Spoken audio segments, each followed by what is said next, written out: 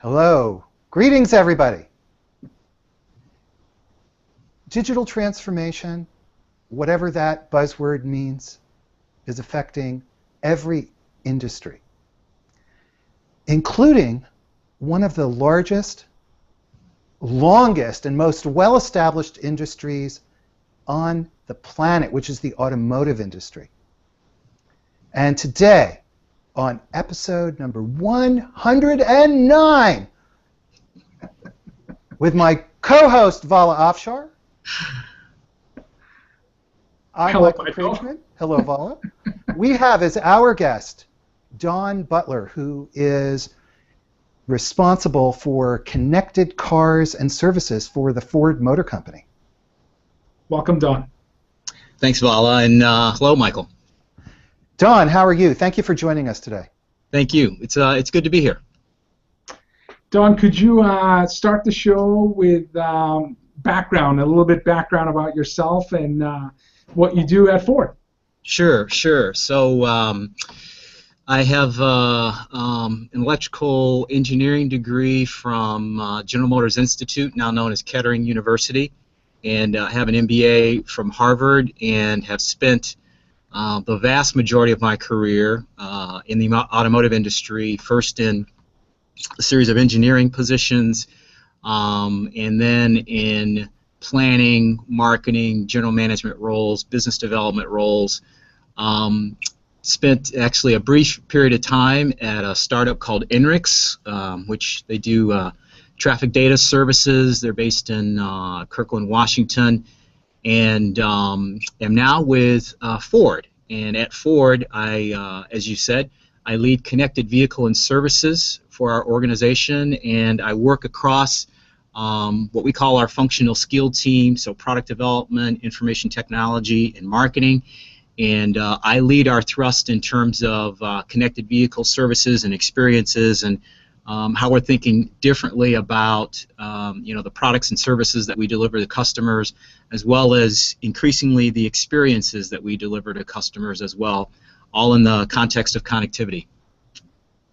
So, yeah, wow, I hear Vala saying, wow. So when I think about cars driving down the road, I'm not thinking about wires hanging off the car. I'm thinking about just going down the road. So what does what does it mean, connected vehicles and services? Sure. So probably the best thing is to start with kind of our simple definition of connectivity and what we mean when we say connectivity, and we divide it into three facets.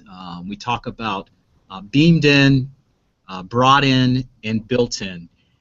And if you think about connectivity as the ability of the vehicle to have access to information that's outside the vehicle, in either transmitting information or receiving information, actually since the days of the AM radio, we've had connected vehicles, right? So that's the first most basic form of connectivity, content information that's beamed into the vehicle. And so today that's much more sophisticated, obviously, with things like satellite radio, and not only media and content that you get through satellite radio, for instance, but data as well, traffic data services, weather forecast data, that kind of thing. And from a Ford standpoint, we've had the lead in the element of connectivity that we call brought-in connectivity. So that is leveraging the content, the capability, the communications capability, the media contacts on a smart device, smartphone that you bring into the vehicle. And so with Sync, going all the way back to 2007, we've had the sort of foresight to understand that consumers want to stay connected even when they're in a vehicle environment, and we do that in a way that is safe, seamless, leveraging voice, for instance, for control to allow consumers to keep their hands on the wheel and their eyes on the road for now, right? And we can get into kind of what the future might hold. And then the other aspect of connectivity is what we call built-in. So the vehicle as its own independent node on the network, joining the Internet of Things, having its own independent capability of transmitting and receiving information. And so in that case, we're talking about a data modem that is part of the vehicle architecture that allows it to transmit, receive information, to allow customers, for instance, to remotely interact with that vehicle to do things like lock, unlock, remotely start the engine. In the case of an electric vehicle, for instance, check the status of a battery charge, and then leveraging also that built-in connectivity to be able to do things like software updates and make sure that that vehicle actually gets better over time. And the challenge within that is it's fundamentally different than what we've historically done, both from a vehicle development standpoint as well as the way that we approach our customers. To this point in time, really, if I could simplify it, it's been we provide customers with a vehicle and they give us money in exchange, and it's essentially sort of a one-time transaction. Got it. There's no real ongoing relationship through that ownership period or user period. And so what we're doing now is understanding that, like many other brands, services, and experiences, we need to stay connected. We need to develop that longer-term relationship, both with the vehicle and with the customer. So you have, I saw a video, I think it was at Mobile World Congress, where you demonstrated, I believe it was a Ford Focus electric car, and it was pretty amazing on a mobile app from how much you can charge the device and all the ways you can control and have all this intelligence to and from the vehicle. It felt like you're connecting and have the opportunity to build real customer intimacy by providing tremendous amount of capability on what's ultimately becoming like the remote control for life.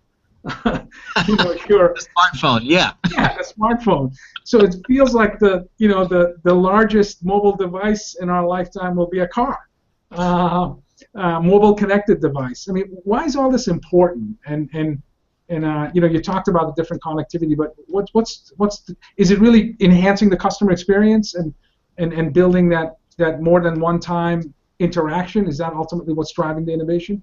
That's absolutely a key, and I love the phrase that you mentioned, customer intimacy, and it's really about us as an industry adapting more and more to what customers are already doing and how our customers are living their lives today. And again, we kind of joked about it, but it's true. The smartphone has become, in a sense, that hub of our digital life, and even the phrase digital life.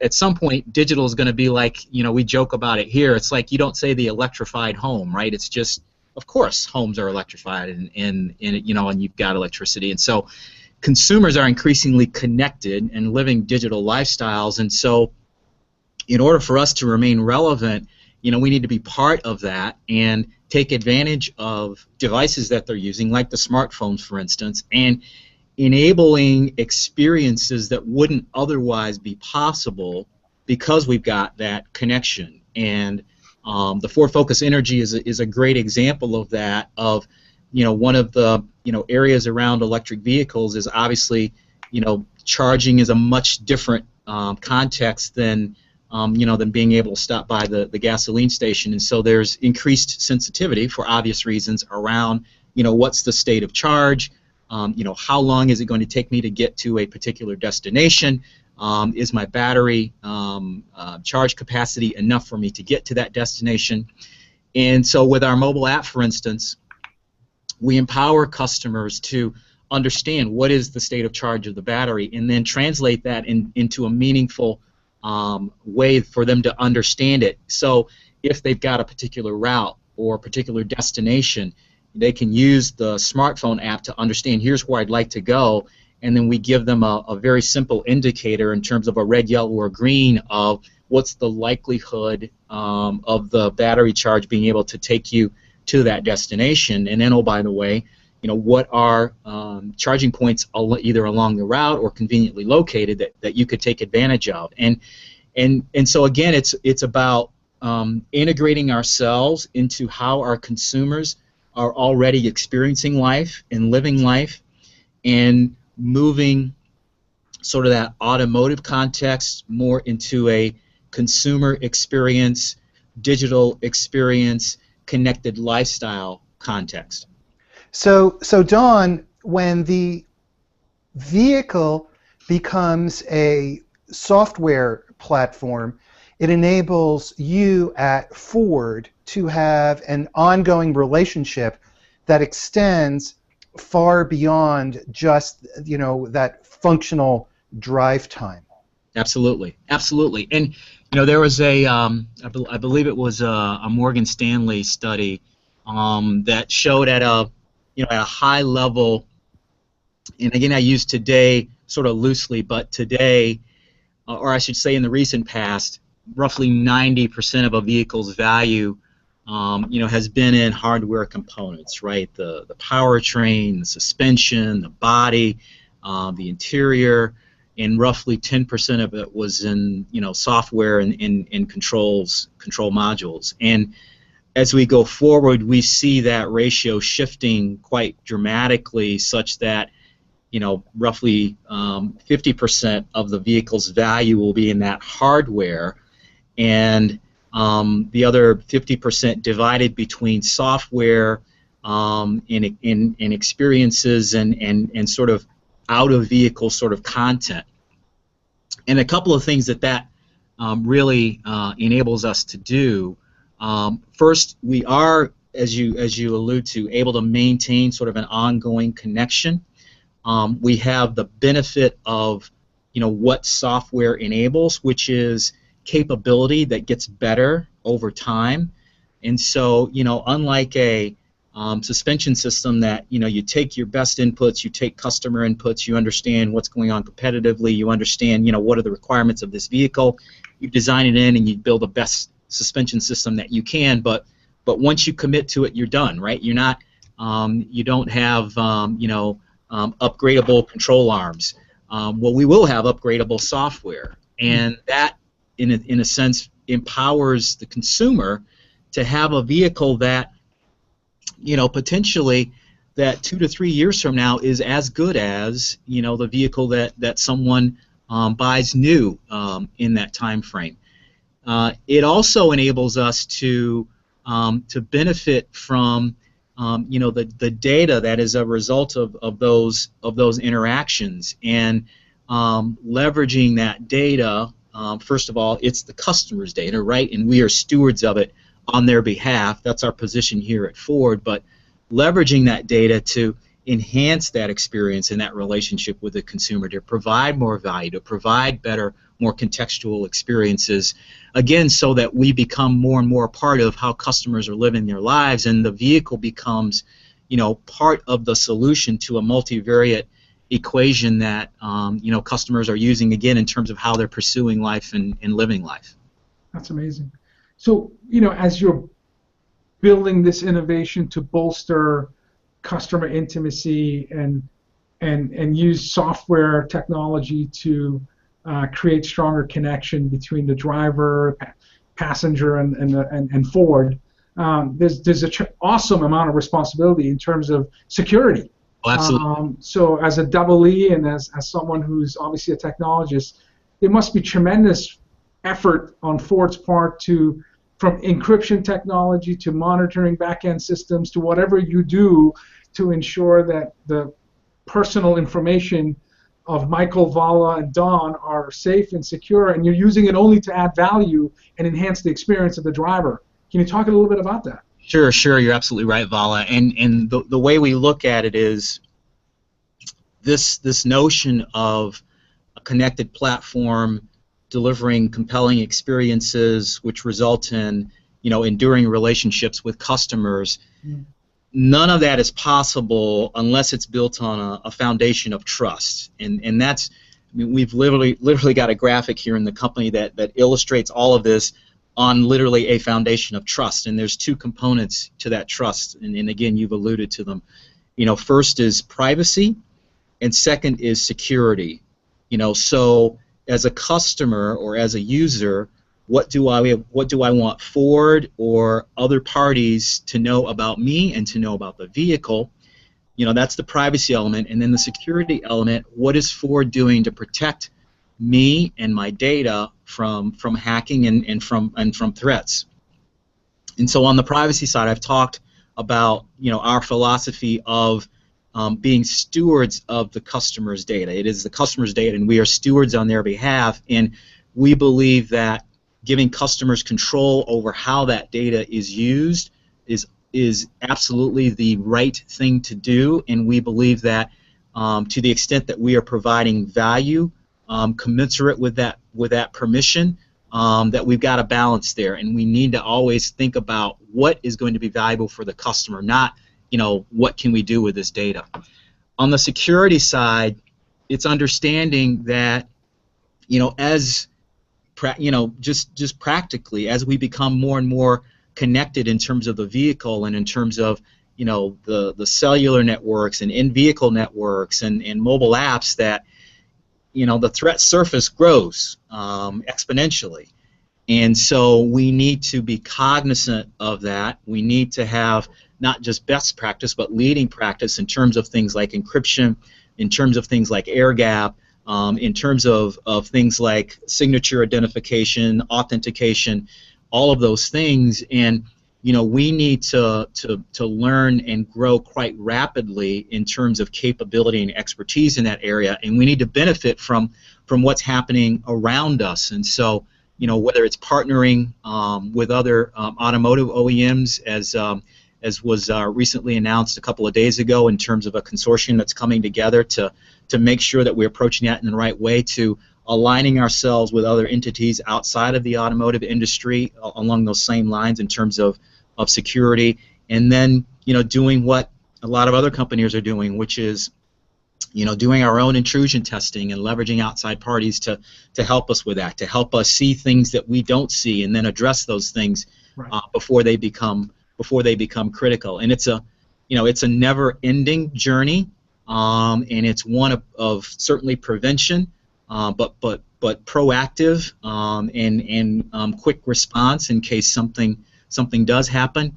But we think that it's really critical to do this in order to truly realize all the benefits of the connected world that we see from the standpoint of both consumers as well as ourselves as an enterprise, and then the greater good in terms of society. Don, as you're talking, it's very clear that the implications of this for the industry and for Ford are such that the skills, the competencies, the processes inside Ford, the relationships with dealers, all of this will eventually be disrupted. And so I wonder, how does a company like Ford that has been around for such a long time, how does Ford manage all of this during the period of transition? I think disruption is actually absolutely a key word for us, and it's a word that that our CEO Mark Fields uses constantly, and it's more than just cannibalize yourself before you're cannibalized. It's really about thinking beyond today's constructs and thinking beyond the way we create value today, for instance. And understanding that if I go back to that scenario of, in the past it was, we'll give you the vehicle in exchange for, money, and I'm really grossly simplifying that, right? That was in a sense, a point solution for mobility, right? That's the way you got around, was you owned or leased a vehicle, and we, in a sense, were in control of that entire transaction and value exchange. What we're recognizing and what we are embracing, and not just sort of recognizing and hoping that it goes away, but what we're recognizing and embracing is that mobility solution is now no longer single point, it's multivariate. And we need to recognize that we don't play the sole role in delivering that solution, and so we're going to need to understand how is that solution changing, and then in what ways can we plug into that and continue to be part of that solution, in recognizing that, again, we aren't the sole provider of that. And so, for instance, we've engaged in a series of experiments. We call them mobility experiments around the globe that look at, how are people moving, getting from place to place, and what role can we as Ford play in facilitating and actually embracing that change. And we even look at it internally, and we're thinking about, how do we change or disrupt our internal processes. Again, if I go back to that model of the vehicle as roughly 90% sort of hardware-based in terms of value, moving to more software-based. The way we design and develop our products today, and again, I'm going to grossly oversimplify just for purposes of the conversation. We have program teams that start on a vehicle program and work 3 or 4 years to develop it, design it, develop it, get it ready for production, and it's manufactured, and then it's sold to dealers, and then that program team then moves back to the next program, and they start on the next vehicle. Well, software is very different, right? You develop it, and then you constantly enhance it.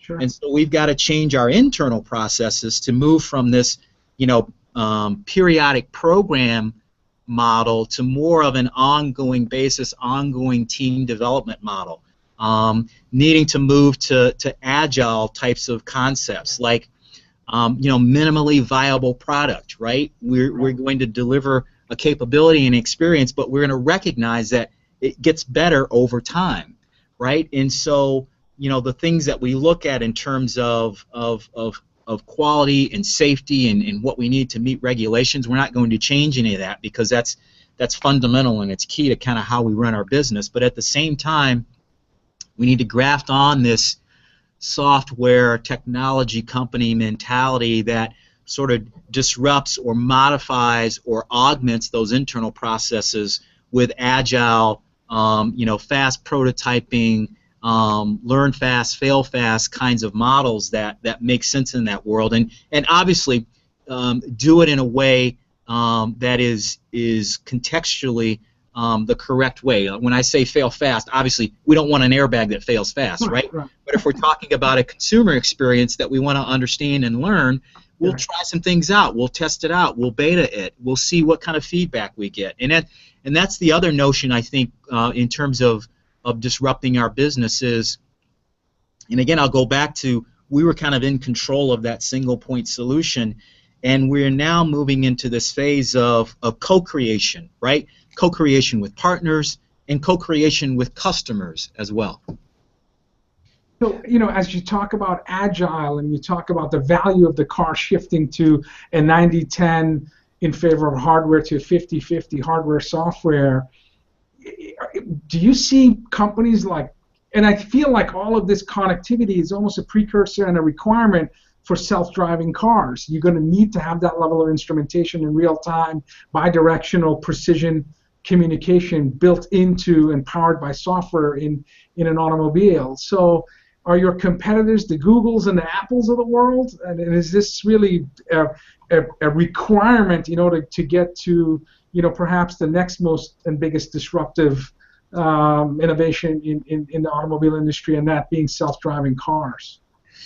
Yeah, there's a lot there, and so let me touch on a few of those components. Are our competitors Apple and Google? Yes and no. They're competitors and they're partners, and they're competitors in a couple of different senses, right? I mean, if we want to create this enduring relationship with customers, there's only a few brands, because of mind share and just minimizing complexity. There's only a few brands that will really truly be able to do that customers will be willing to sort of engage in that relationship with. And so from the standpoint of that mind share and that capacity for relationship building, certainly we're competing with Google, with Facebook, with Apple, with Amazon potentially. And so that's maybe a more theoretical sort of competitive sort of dimension, but nonetheless it's something that I think we have to concern ourselves with, because that's the basis on which we're going to be compared by customers. It's not just going to be Ford versus Chevy versus Volkswagen. It's going to be my Ford experience versus my Apple experience versus my Amazon experience. And gosh, when I'm on Amazon, they anticipate my needs, and when I'm shopping, things come up, and it just feels natural. It feels, and we've got to do that same thing inside of Ford, right? It's got to be natural, it's got to be seamless, it's got to be simple. But at the same time, those same companies, because they are part of delivering those experiences, and because, as I said before, that mobility solution becomes multivariate, we'll be working with some of those same companies as partners, right, in terms of delivering that ultimate customer experience. And then when you think about what's going to be necessary for autonomous, certainly connected vehicle is one of the enablers for that, in terms of robustly understanding the vehicle, robustly understanding its environment, being able to communicate with other vehicles, being able to exchange information, being able to have real-time updates in terms of mapping, and being able to, again, contextualize the environment. What's the weather like? How is that going to influence what the autonomous drive systems are doing? And within Ford, what we've done is because we see this interconnectedness and this interdependency, we've grouped a number of areas within Ford underneath this umbrella that we call smart mobility. And so it is connectivity and connected vehicle. It's big data and data analytics. It's the mobility experiments that I referred to before. It's autonomous and where we're headed there, and in sort of all enabling these robust customer experiences that go beyond simply, I buy a vehicle and it takes care of my day-to-day needs. A customer experience that evolves into this enduring relationship. And what we know is that we don't have all the answers. We don't have everything figured out. We're going to be, again, working with partners and working with customers as we develop and find answers to sort of, again, solve that multivariate equation.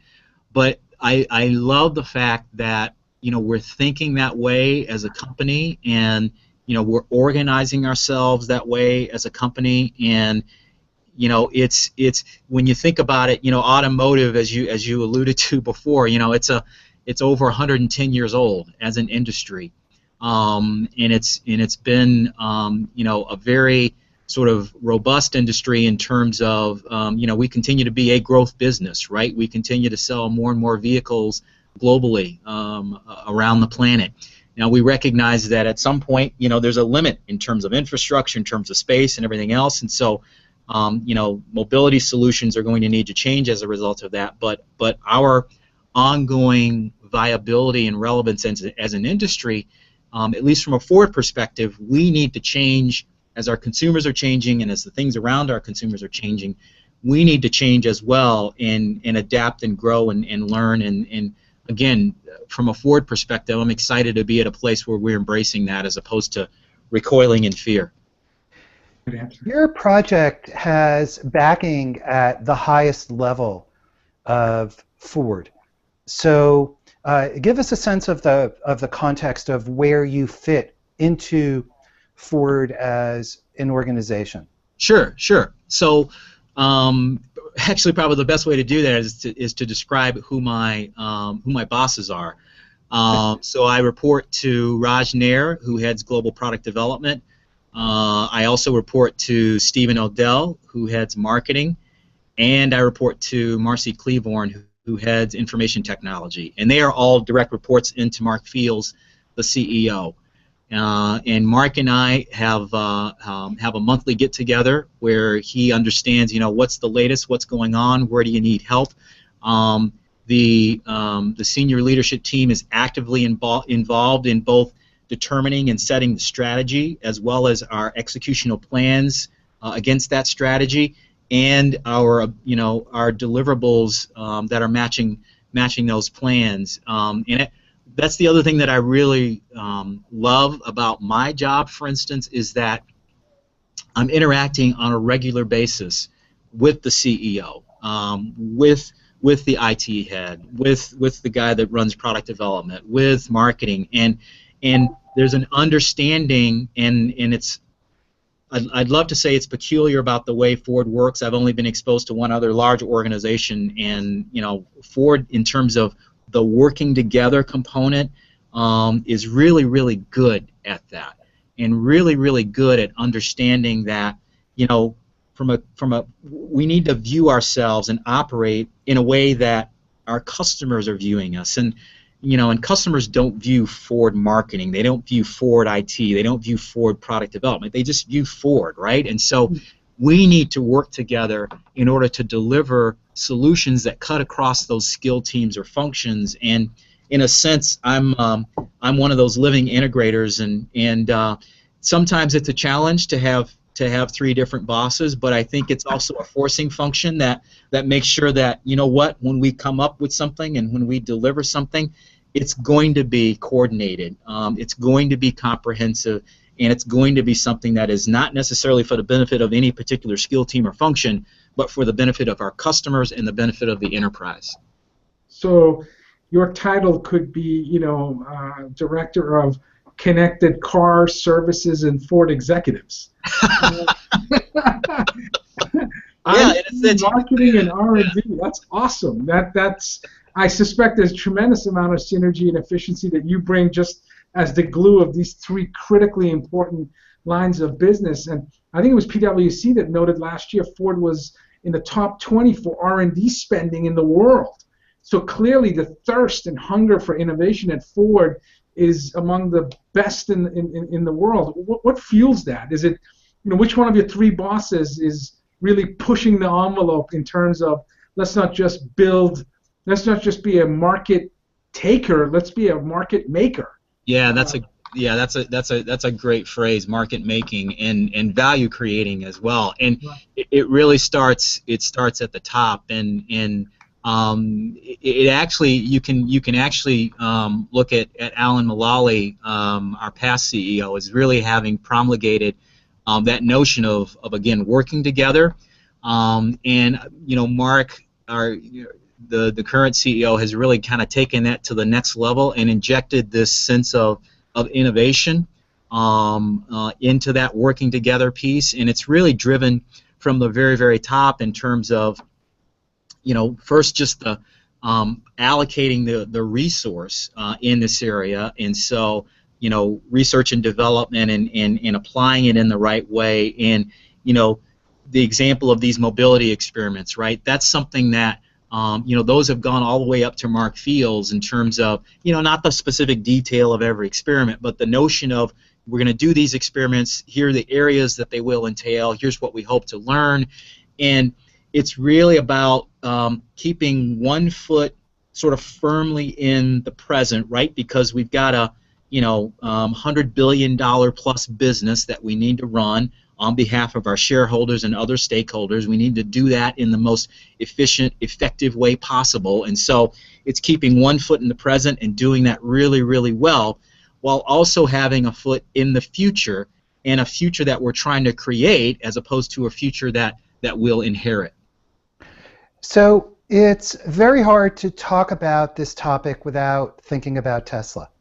And I hope that's not rude of me to bring up Tesla, but they're dedicated to this, whereas Ford is obviously a much larger and older company which has its pluses and minuses. So can you maybe talk a little bit about your view of Tesla and the industry as a whole? Sure. I think Tesla is, I'll use the word microcosm, and I don't mean that in a diminishing sense, but is a microcosm for where the industry is headed and how the industry needs to think. The benefit that Tesla has had is that they were able to start with literally a clean sheet of paper, and sort of take the best in terms of thinking like a software company, right? Because that was their origin, and so guess what? Their vehicles are updatable over the air. They do have a platform and an architecture that is software based and software capable. And they're thinking about mobility models, and so not that I'm envious of Tesla, but I admire what they've done, and we can learn from some of the things that they're doing. And then the benefit that we will have if we do it correctly, and if I do my job correctly, I think we will absolutely get there. Being able to bring a scale, a sense of integration, a sense of a broad existing customer and dealer network that we can, in the case of the dealer network, take advantage of as a strength, and have them change and have them evolve with us as we go on this journey. And that's one of the other things that that I'm really excited about is again, we aren't sort of looking at the future and living in fear of it and hoping it doesn't kind of impose on the way we do business today. We're thinking about the future and thinking about how do we shape the future, how do we take advantage of the assets that we have, how do we understand the limitations that we have and how those limitations need to change, and how do we do this journey together. So yeah, Tesla, again, a company that is admirable, and a company that we can learn from in that sense, but also something that sort of reinforces our thinking and where we're going to be going, and understanding how can we even take that to the next level as well. Sure. It's amazing. What a journey. I bet you love your job. I can just sense it in the way you answer the questions with such passion, and you can feel it through the screen. But in terms of when you talk about dealer network and a large company like Ford and this digital transformation that includes so many different stakeholders in such a large ecosystem, talk to us a little bit about the Ford culture, because my own experience in terms of working at startup company and public companies, regardless, success factor, culture, people, process, and perhaps lastly, technology. Talk to us a little bit about the Ford culture, because you need a great culture to be able to execute to this awesome vision, which is a great vision, and that's where we need to be as companies. Yeah, you're absolutely right. What I like most about the Ford culture is, first, it's very connected, and sorry to use the pun there, it's very connected to my own internal value system, and just my own personal viewpoint, and I'm happy that passion has come across, because it's genuine and it's real. If you're in a place where the values of the company that you're working for are aligned with your own internal personal values, then that's synergistic. They feed on themselves, and you enjoy what you're doing. You enjoy the people that you're doing it with, and that is true here at Ford. And it really, I guess, in a sense, starts with the fact that it's Ford. It's the Ford name. It's the Ford family. It's going all the way back to its origins as a startup, right? And it's and so even that, and it sounds a bit hokey, but even that notion of it's Ford and you're part of that family, and you're part of that original notion of opening highways for all mankind. There really is something to that, and whether it's internal within Ford, whether it's with our dealer partners, whether it's with our UAW partners, there is this notion that we are part of this family, and within any organization, anytime you get more than if you get two people together, right, there's conflict, but the challenge is not in the conflict, it's in how you resolve that conflict. And I'd be silly to say it's all roses and rainbows every day here at Ford, but I'll tell you, when we do have conflict, we resolve it in a healthy way. We resolve it in a way that puts the customer first. And are we expert at every single facet of that? No, but we are constantly challenging ourselves and pushing ourselves in that dimension to really again kind of help fulfill Henry Ford's original vision of opening the highways for all mankind. And again, to repeat a theme that we talked about earlier in the hangout, originally that opening highways for all mankind was a single point transportation solution that we controlled every aspect of. Increasingly, opening highways and opening experiences for all mankind is going to be, a multi-part solution, and from a Ford perspective, we just want to play our part. Don, we are just about out of time. We have a few minutes left, and we have about 2 hours of conversation that we want to continue with you. So true. So in that spirit, let's ask you some. Let's do a lightning round of questions. We'll ask you some questions and maybe give us some very short answers, just so we can Sure. so we can compress 2 hours into the next 5 minutes. How's that? Sounds good. All right. No gotchas, though, okay? What's that? No gotchas, though. No, no gotchas. All righty. Yeah, we should have done that earlier. Okay. So you have a Palo Alto R&D center. Why? Why does Ford have a Palo Alto R&D center? A couple of quick reasons. The culture of innovation in Silicon Valley, in just wanting to be present there, wanting to be part of that and understand, the ideas and just be part of that community, because we think it's critically important. Two-part question. One, do you work with startups? And if you do, what advice do you have to startup founders who would like to approach Ford with their innovation? We absolutely work with startups, and one of the ways that we do that is through something that we call AppLink, which is an internal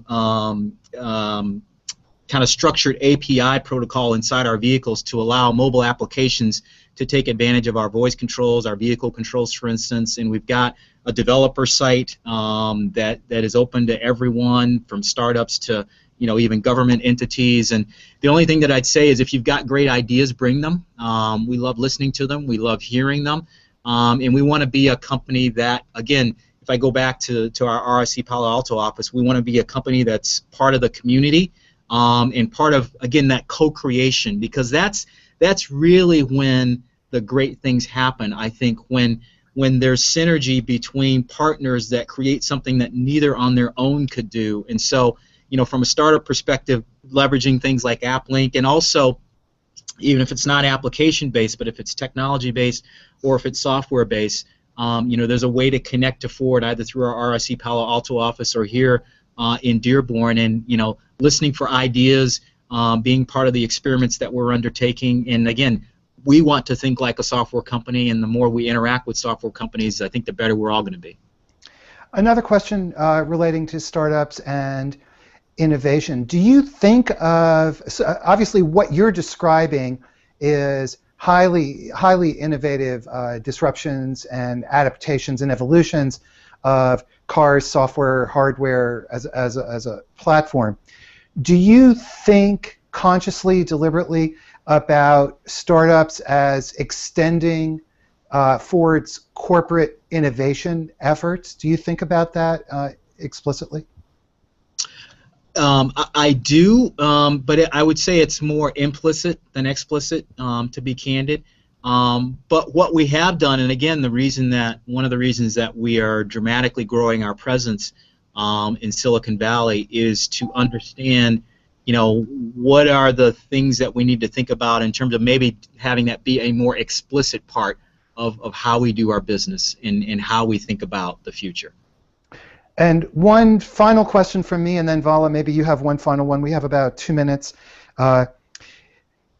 What are appropriate measurements for corporate innovation efforts?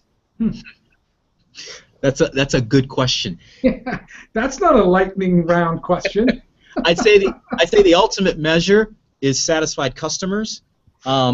Internally, there are a number of things that we're doing in terms of idea generation, IP or patent applications, the extent to which employees in those innovation areas feel excited and feel happy about what they're doing, so engagement surveys. So it starts with understanding how are the employees feeling, starts with and then goes to measuring some of the hard tangibles in terms of IP generation and what's happening there. But ultimately, it will hopefully resolve and present itself in satisfied customers.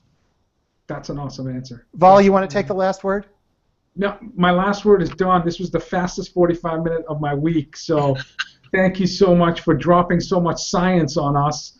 It's going to make it that much easier for Michael and I to write up a summary of this great afternoon session. Thank you so much. You have been listening to episode 109 of CXOTalk, and we've been discussing digital transformation in the automotive industry with Don Butler, who is the Executive Director for Connected Vehicles and Services at Ford. John, as Vala said, thank you so much for taking the time. We really appreciate it. Hey, it's been a fun conversation. Thank you, guys. Thank you. And as always, Vala, I hope you have a great week ahead of you. You as well. Thank you so much. Thank you, Vala. And I hope everybody who's watching comes back and joins us again next time. Bye-bye.